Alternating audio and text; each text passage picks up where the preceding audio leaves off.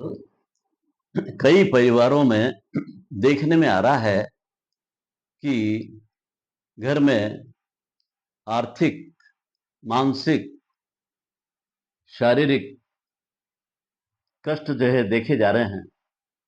इसके अलावा भी घर में बीमारी, घर में कर्जा, आपराधिक प्रकरण और अचानक किसी की मृत्यु हो जाना, किसी का एक्सीडेंट हो जाना, ये सारी चीजें क्यों पैदा हो रही है? कई पत्रिकाओं का अध्ययन करने पर मुझे लगा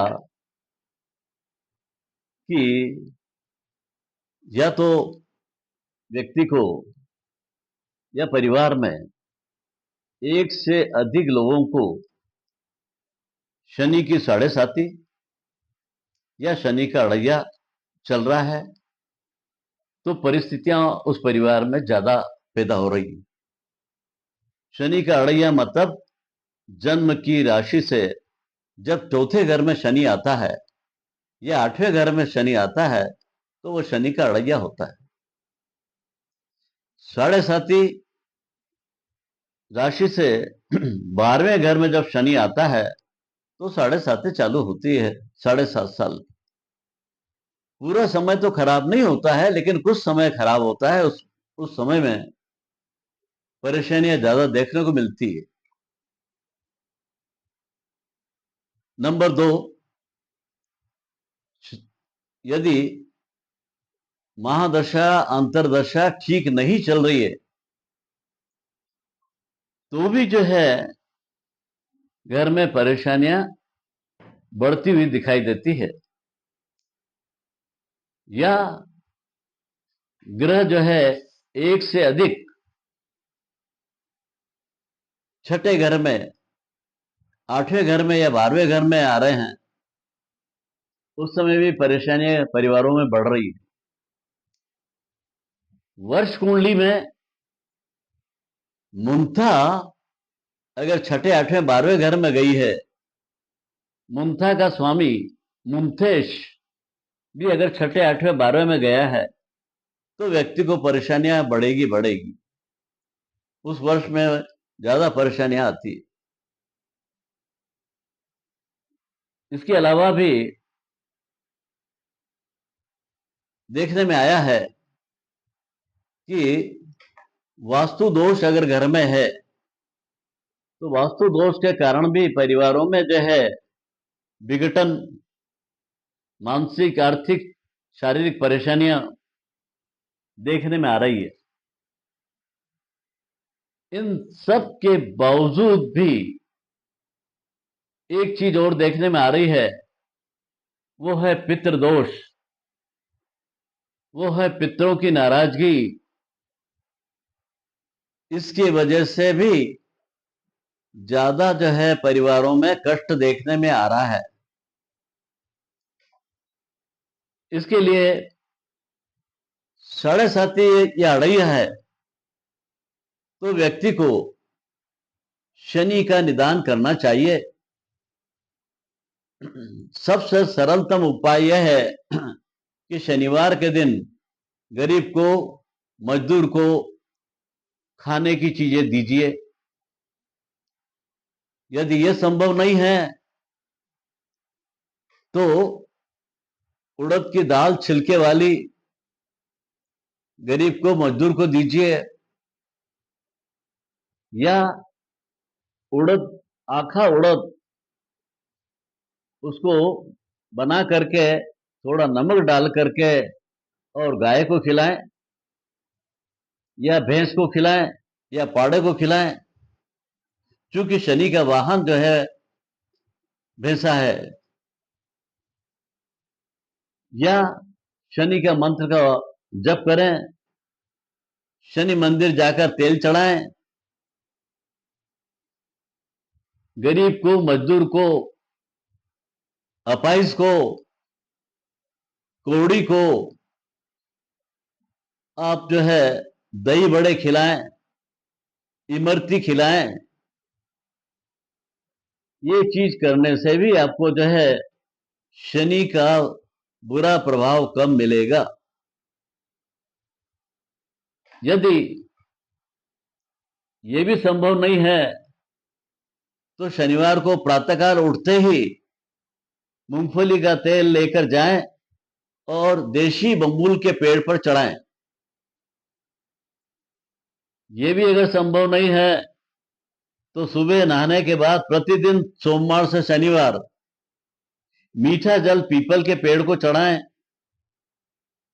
वहां अगर जगह है तो 7 परिक्रमा करें, और परिक्रमा की जगह नहीं है तो वहीं खड़े रह करके शनि का मंत्र का जप करें, ओम शम शनिश्चराय नमः। यह भी अगर संभव नहीं है तो प्रतिदिन घर में सायंकाल के बाद पश्चिम दिशा में तेल का दिया लगाएं। सरसों का, तिल्ली का, मूंगफली का, कोई भी तेल का दीपक लगाएं। पश्चिम दिशा में खड़े रह करके, बैठ करके आप जो है शनि का मंत्र, शनि चालीसा का पाठ करें। इससे शनि का अड़ैया और साढ़े साथी का बुरा प्रभाव आपको कम मिलेगा। यदि वास्तु दोष से आपको परेशानी है तो आपको चाहिए कि ईशान्य कोण, घर का ईशान्य कोण साफ सुथरा होना चाहिए, खुला होना चाहिए। वहां बगीचा हो या तुलसी का गमला हो या पानी का पात्र रखा जाए। आग्नेय कोण में अग्नि का स्थान बनाया जाए। नैऋत्य में सफाई रखें और वहां पर भारी सामान रखें। वायव्य कोण में जहां तक हो सके आपका वहां पर लेट्रिन बाथरूम बनाएं। चारों कोनों को जो है व्यवस्थित रखें और घर में बीचों बीच जो है गड्ढा नहीं होना चाहिए, वहां नीचे चौक नहीं होना चाहिए। उसकी वजह से भी परेशानी आती है। अगर वास्तु दोष है तो इनको, वास्तु दोष को दूर करें। दूर करने के लिए सबसे सरलतम उपाय है कि भगवान कृष्ण भगवान की मूर्ति बंसी बजाते हुए लाएं और उनके पीछे मोर पंख लगाएं। इससे भी वास्तु दोष का धीरे धीरे धीरे जो है कम होते जाएंगे, आपको लाभ मिलेगा। अगर ये भी नहीं है, पितृ दोष है, तो उसके लिए जो है पितरों को शांति मिले, उसके लिए आपको उपाय करना जरूरी है। अन्यथा आपकी परेशानियां बढ़ती रहेगी, कम नहीं होगी।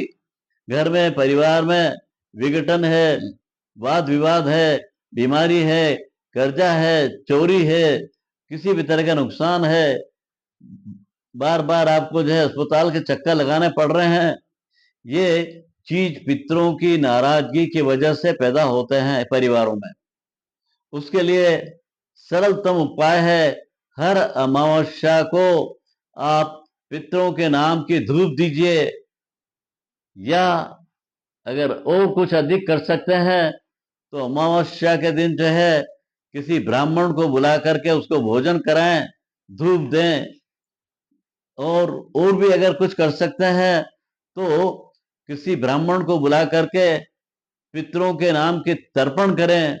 तर्पण के बाद जो है गीता का मूल पाठ संस्कृत में पूरे 18 अध्याय पढ़वाएं पंडित जी से, और उसके बाद विष्णु सहस्त्र नाम का पाठ करवाएं, धूप दें, ब्राह्मण को भोजन कराएं, दक्षिणा दें।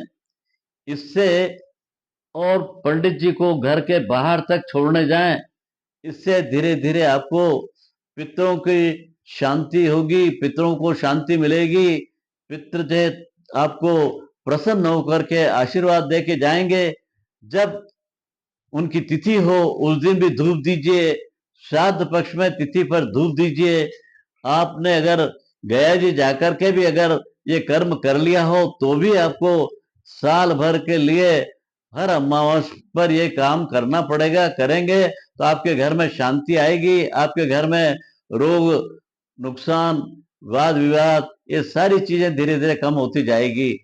ये उपाय करने से आपको लाभ मिलेगा। धन्यवाद। जय हिंद।